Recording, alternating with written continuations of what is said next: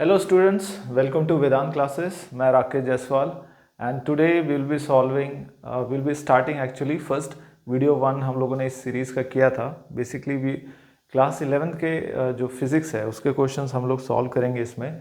तो वीडियो 1 आप लोगों ने देख लिया होगा, तो उसमें जो क्वेश्चंस थे please solve it. And video 2 में भी हम लोग आज क्वेश्चंस लेंगे जो बहुत थोड़े से हटके होंगे, थोड़े से डिफ़िकल्ट होंगे, ठीक है, लेकिन बहुत ज़्यादा चांसेस है कि ये क्वेश्चंस आपके एग्ज़ाम में आए. ठीक है, तो हो सकता है ये ट्रिकी हो थोड़ा बहुत, लेकिन एज वी से कि प्रैक्टिस करने से ये इजी लगने लगेंगे आपको. तो चलिए इसी के साथ हम लोग शुरुआत करते हैं. The question 1 which you have able to see here is that for the reaction to be occur at 298 Kelvin, reaction दिया हुआ है आपको, del U दिया है, del S दिया है और पूछा है कि del G and predict whether the reaction is spontaneous और नॉट. अब del G हमें पता है, अगर del G नेगेटिव होगा तो रिएक्शन स्पॉन्टेनियस होगा. तो उसकी वैल्यू अगर हम लोग निकाल लेते हैं negative, then we can say that the reaction is spontaneous. अब उसमें हमें क्या क्या दिया हुआ है ऐसे questions, because it is from thermodynamics. तो इसमें क्या रहता है कि आप जो जो गिवन है वो पहले लिख लीजिए. गिवन क्या है आपको?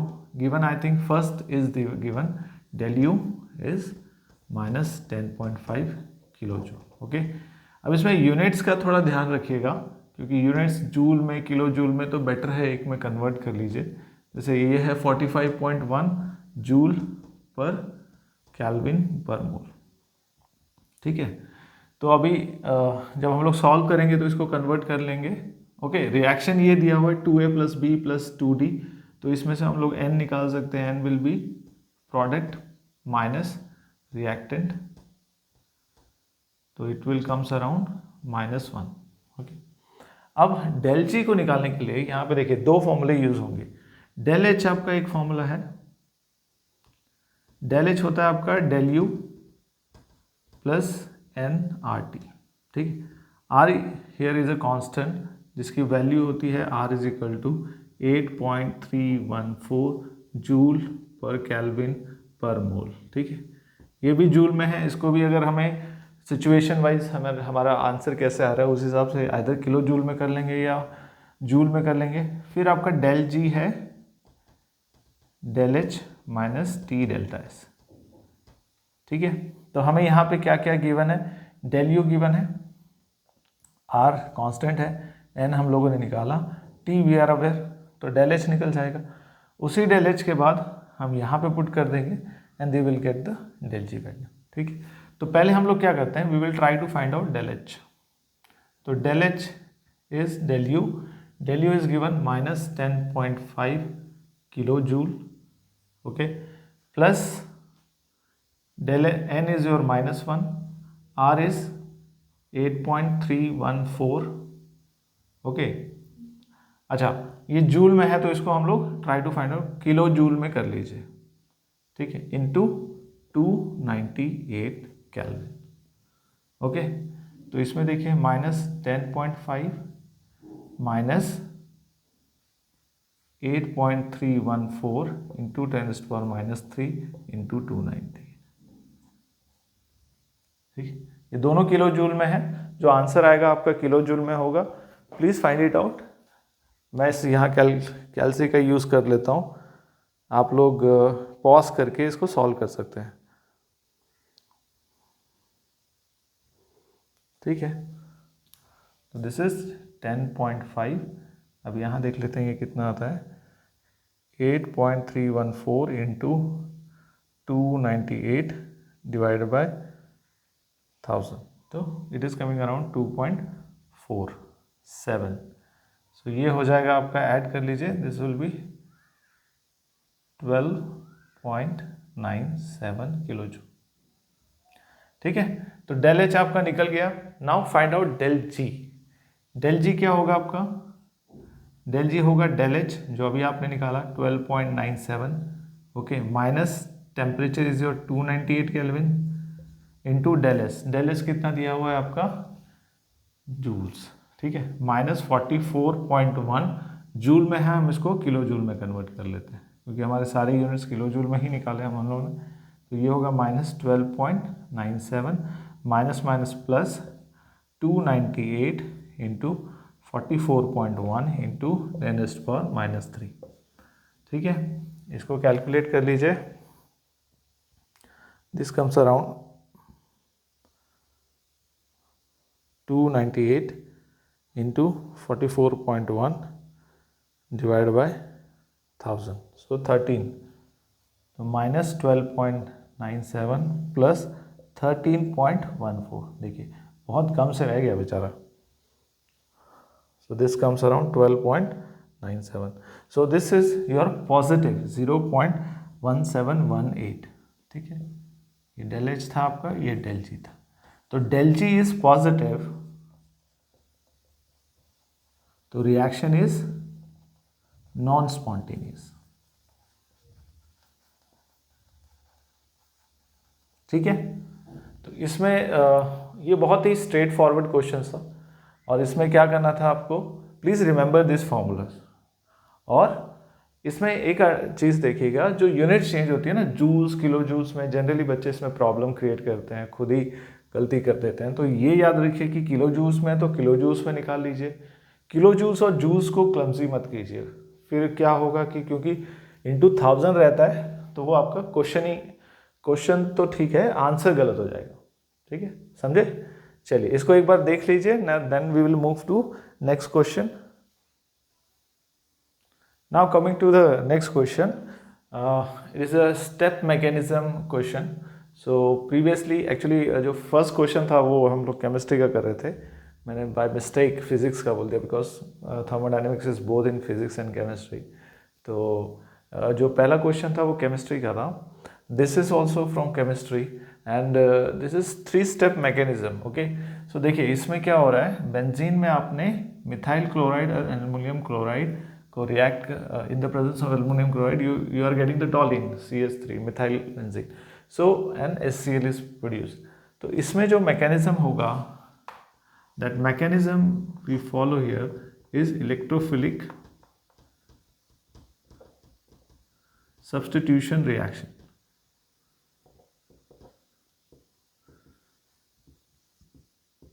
इसमें 3 स्टेप में ये रिएक्शन होता है। First you have to formation of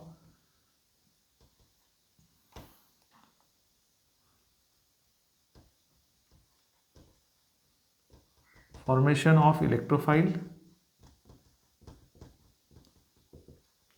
second is formation of carbocation,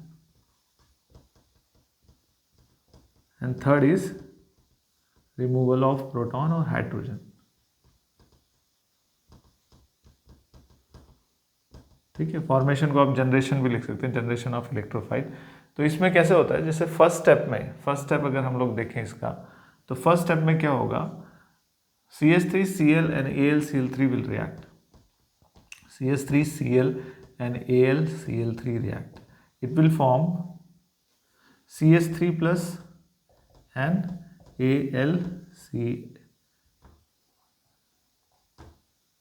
AlCl4 negative, okay.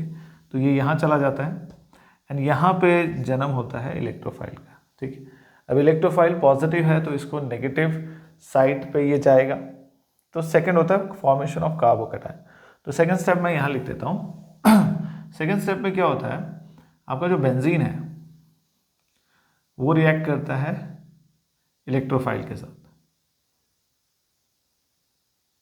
ठीक है, और फॉर्मेशन ऑफ कार्बोकैटायन, और you can say attack of electrophile also this step.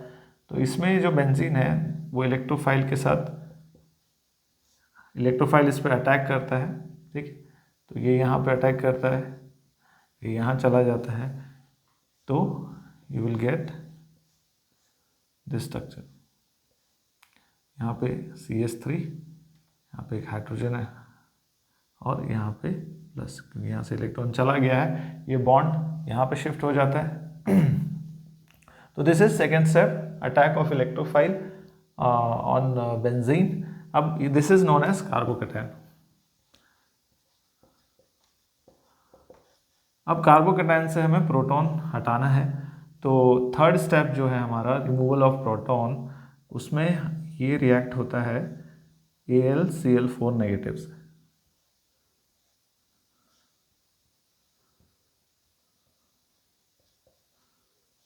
AlCl4 negative.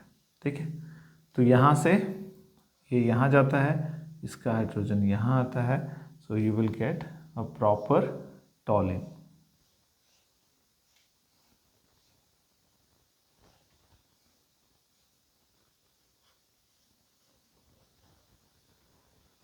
Then HCl, then AlCl3. Okay, so this is the reaction, how it is happening. देख लीजिए ध्यान से। तो first step is the generation of electrophile और formation of electrophile, second is attack of electrophile on benzene और carbocation, and third is your removal of proton, and by that way you get the toluene structure.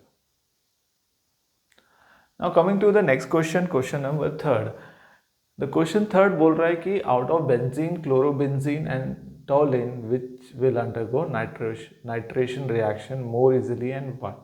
ठीक है, nitration reaction पूछ रहा है, तो हमें पता होना चाहिए जो नाइट्रेशन रिएक्शन है बेसिकली इलेक्ट्रोलिटिक सब्स्टिट्यूशन रिएक्शन।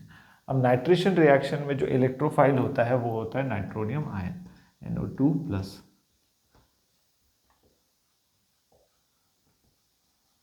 ठीक है, अब हम लोग समझते हैं कि जो नाइट्रोनियम आयन है इलेक्ट्रोफाइल, वो वहीं जाएगा जहां पे उसको इलेक्ट्रॉन की डेंसिटी ज़्यादा मिलेगी। अब हमारे पास तीन कंपाउंड है, one is benzene, another is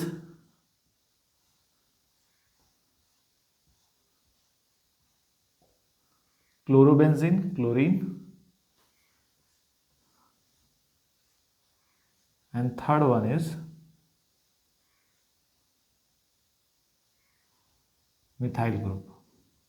Okay, so these three groups are there. So benzene में कोई सब्स्टिट्यूएंट्स नहीं अटैच है, इसमें क्लोरीन है, इसमें मिथाइल है। ठीक है, so chlorine is a electron negative, chlorine is electron negative, so it will decrease the electron density of this, it will pull the electron towards itself, correct? So decreasing the density of the benzene ring. Methyl is electrodonating group, okay, so it will have minus I effect because it is withdrawing the electron from the benzene. It will have plus I effect, it is giving the electron density, it is increasing the electron density of benzene. ठीक है, so the nitronium ion will have the most probability to come over this. Nitronium ion जो है वो किसकी तरफ रहेगा, इसकी तरफ। तो nitration of toluene is very quick and easy as compare to this two. अगर आप देखना चाहेंगे तो C will be the preferable, second will be the benzene, and third will be the chlorobenzene. Okay, तो ये क्वेश्चन बहुत ही अच्छा था। ठीक है, ऐसे करके आपसे पूछ सकते हैं। जनरली देखिए क्लोरीन, मिथाइल ग्रुप, ये आपको पता होना चाहिए किस इंडक्टिव इफेक्ट में जाते हैं, तो ये क्वेश्चन इजी हो जाते हैं। ओके, चलिए नेक्स्ट क्वेश्चन की तरफ बढ़ते हैं। Now the fourth question, it's a very interesting question, also a very interesting question, and that is कि इसमें स्टैंडर्ड इलेक्ट्रोड पोटेंशियल आपको दे दिया गया हर मेटल का, पोटेशियम, सिल्वर, मर्क्यूरी, मैग्नीशियम, और आपसे पूछा है कि किस मेटल की maximum reducing power. Maximum reducing power मतलब कौन अच्छा रिड्यूसिंग एजेंट है। ठीक है, और ऑक्सीडाइजिंग पावर, कौन अच्छा ऑक्सीडाइजिंग एजेंट है। तो देखिए एक चीज़ याद रखिए, रिड्यूसिंग पावर और गुड रिड्यूसिंग एजेंट, इनमें क्या होता है, इनमें जो डेल ई नॉट नेगेटिव होता है। ठीक है, more the negative, more will be the reducing power, more will be the good reducing agents, means easily can donate electron. Okay, the second one is oxidizing power,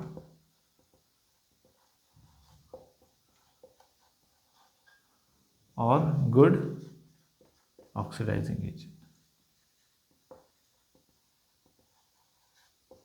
ठीक है, तो this will be opposite of this. तो आप reducing जब हम लोग generally बात करते हैं उसमें ई नॉट स्टैंडर्ड इलेक्ट्रोड पोटेंशियल की, तो रिड्यूसिंग पावर को ही कंसिडर करते हैं। अब देख लीजिए इसमें इन चारों में से, क्योंकि ये दिस आर नॉट बेस्ट, लेकिन इन चारों में से जो ऑप्शन दिए हैं उसमें से हम लोग सेलेक्ट करेंगे रिड्यूसिंग कौन है और ऑक्सीडाइजिंग कौन है। ठीक है, तो रिड्यूसिंग में देख लीजिए सबसे नेगेटिव कौन है, सबसे नेगेटिव है पोटेशियम, तो it can easily donate electrons, तभी ये गुड रिड्यूसिंग एजेंट है। तो पहला तो हो गया पोटेशियम,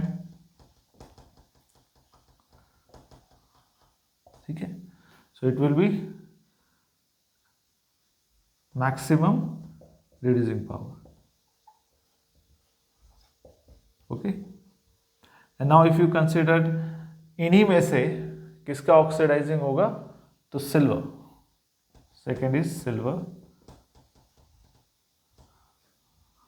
maximum oxidizing power, ठीक है। it has the ability to accept the electron, whereas potassium has the ability to donate the electron, ठीक है। the more the negative, more better reducing agent, more reducing power, and the lesser if it is in positive, then it has more oxidizing power. And in a cell, if it is given both are negative, the more negative one will be considered as a reducing agent and the less will be considered as a oxidizing agent. Okay, understood? Let's move to the next question. This one is also very interesting question.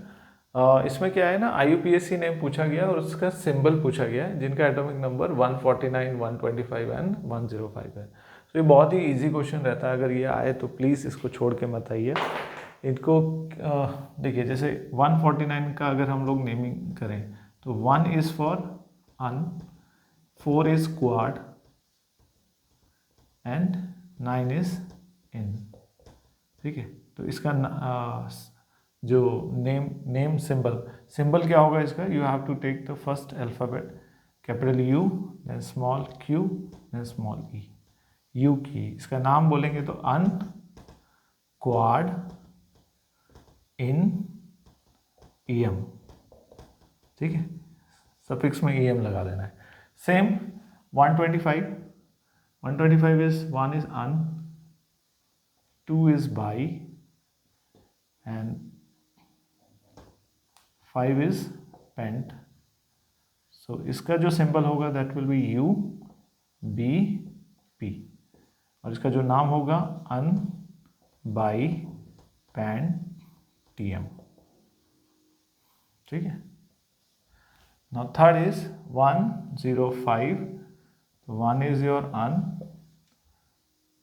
0 is your null and 5 pant। इसका जो symbol होगा UNP और नाम होगा इसका अन नील pen TM, ठीक है। तो ये सब 1 2 3 4 उसके याद कर लीजिए, then it is very easy. अगर आ गया तो बहुत अच्छी बात है, 1 मार्क्स में तो आ ही सकता है ये, ठीक है। तो आज के लिए इतना ही। Most probably we have started chemistry class 11 जो एनुअल एग्जाम आने वाली है उसके प्रिपरेशन के लिए। तो ये पहला वीडियो था। अभी हम लोग ऐसी बहुत सारी वीडियो डालेंगे जिसमें जनरली हम लोग 5 क्वेश्चंस ऐसे लेके आएंगे जो आपके PYQ बेस्ड है और कॉन्सेप्ट बेस्ड है और बहुत ज़रूरी है आपको करना, ताकि मार्क्स ना जाए आपके, ठीक है। तो आज के लिए इतना ही। Thank you.